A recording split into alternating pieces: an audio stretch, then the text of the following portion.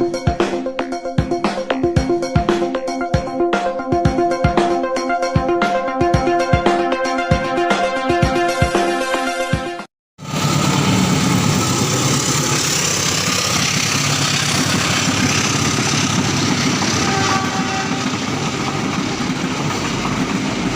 Rizik bebas, tapi masih bersyarat. Ex-Imam Besar FPI Habib Rizik Syihab dinyatakan bebas bersyarat pada Rabu, tanggal 20 Juli tahun 2022. Setelah kebebasannya, banyak pihak yang mulai menganalisis langkah politik dari tokoh ulama tersebut. Assalamualaikum warahmatullahi wabarakatuh. Tolong like dan subscribe bagi teman-teman opini Warung Kopi Channel, yang baru simak video kami, karena kita bahas dan beropini setelah menyimak banyak hal secara komprehensif, juga membaca dan mendengar analisa dan ulasan para pengamat dan ahli di bidangnya, semuanya hanya untuk memenuhi harapan dan doa kita, dan membantu mengedukasi rakyat agar lebih cerdas dan konsisten pada kebenaran untuk Indonesia yang lebih baik. Salah seorang pengamat politik Indonesia Adi Prayitno memprediksi Habib Rizik bakal mendukung partai politik yang berlawanan dengan PDIP.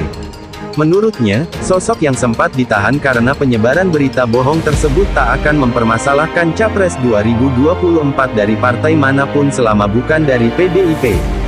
Jadi, siapapun partai politik yang diusung melawan kekuatan pemerintah saat ini, melawan PDIP, melawan Jokowi, disitulah kemudian HRS dan FPI bakal berlabuh, kata Adi dalam acara Total Politik di Warung WKWB, Kalibata, Jakarta Selatan, Minggu, tanggal 24 Juli tahun 2022. Dia mengatakan analisisnya itu berdasarkan hasil pengamatan terhadap Habib Rizik usai bebas bersyarat. Dengan diksi darurat kebohongan dan kezaliman, Adi menilai hal itu ditujukan kepada pemerintah saat ini.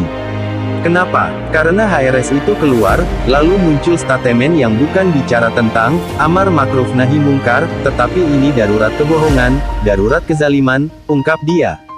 Adi berusaha menerjemahkan pernyataan Habib Rizik yang menurutnya berarti bahwa Indonesia tidak proporsional dan banyak dusta.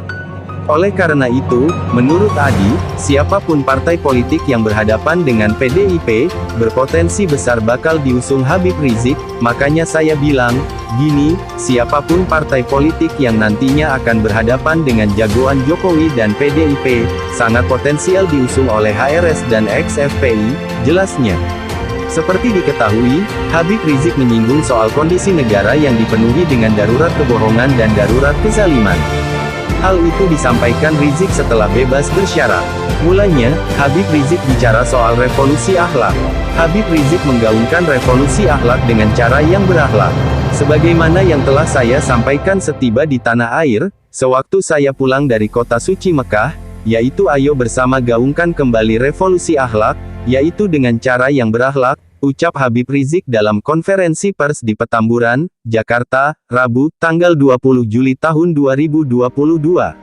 Apa yang dikatakan Adi Prayitno senada dengan beberapa orang pengamat, dan begitupun kita di opini Warung Kopi mengatakan hal yang sama, ini sangat logis dan sangat wajar, bukan saja diukur dari kecenderungan sikap pemerintah dalam hal ini mungkin tak bisa secara khusus dan spesifik mengatakan orang atau pihak, namun seluruh instrumen pemerintah dan aparatnya yang represif terhadap Habib Rizik secara khusus, dan pendiskreditan terhadap Islam secara umum, begitu kerasnya perlakuan negatif terhadap simbol-simbol Islam oleh para aparat dan penguasa, secara sadar atau tidak ini sungguh merugikan pihak penguasa, dalam hal ini Jokowi dan partai penguasa mayoritas PDIP, apapun motif dan motivasinya, disetir pihak-pihak yang halus, dan tersembunyi yang memanfaatkan mayoritas politik, atau bahkan memang penguasa dan partai mayoritas secara tegas dan terang-terangan seperti siap berhadapan dengan Islam, ini kalau dilihat dari beberapa statement dan pernyataan,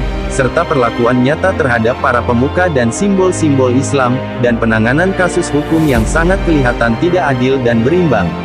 Pihak penguasa dan partai mayoritas begitu percaya diri dan membabi buta memojokkan dan mengkerdilkan Islam melalui perlakuannya terhadap semua yang dianggap konsisten dengan kebenaran. Dan pada gilirannya, atau pada saat yang lain mungkin hal itu akan jadi bumerang, dan menjadi ancaman jangka panjang bagi mereka. Sangat disayangkan bila hal itu tak cepat disadari oleh mereka yang benar-benar pengusung partai sejati, bukan mereka yang mencari enak, dan berlindung dalam kekuasaan. Dari semua parameter apapun, dan dari sudut pandang manapun, selama orang yang berkata waras, apa yang kita lihat fenomena hari ini, begitu bebasnya para buzzer ngomong seenaknya dan nampak hebat dengan segala tuduhan terhadap Islam dengan sangat percaya diri dan nampak hebat, pintar dan cerdas dengan argumen pembenarannya sendiri atau titipan orang-orang atau kelompok yang punya kepentingan, sesungguhnya mereka sedang menggali kuburannya sendiri, sayang bila itu mereka lakukan hanya untuk urusan perut. Itu hanya analisa, dan orang boleh berasumsi macam-macam, tapi satu yang pasti, Tuhanlah yang Maha Kuasa terhadap segala sesuatu, Tuhan sudah menunjukkan yang benar dan salah, dan Tuhan sudah menetapkan konsekuensi terhadap keduanya, dan bersifat mutlak, dan pelajaran paling dekat dan pasti untuk manusia sebagai ketetapannya adalah bahwa hidup manusia sudah dibatasi, dengan kuasanya, di dunia tiada yang abadi, kekuasaan ada ujungnya, kemenangan ada kalahnya, bila Anda di puncak maka bersiaplah untuk turun alami, atau terjatuh, sejatinya pilihan kita sama jangan pernah menentang Tuhan dan ikutilah petunjuknya, bila ingin selamat, itulah pesan akhirnya, semoga kita semua sadar, bahwa kita semua sama, hanya manusia.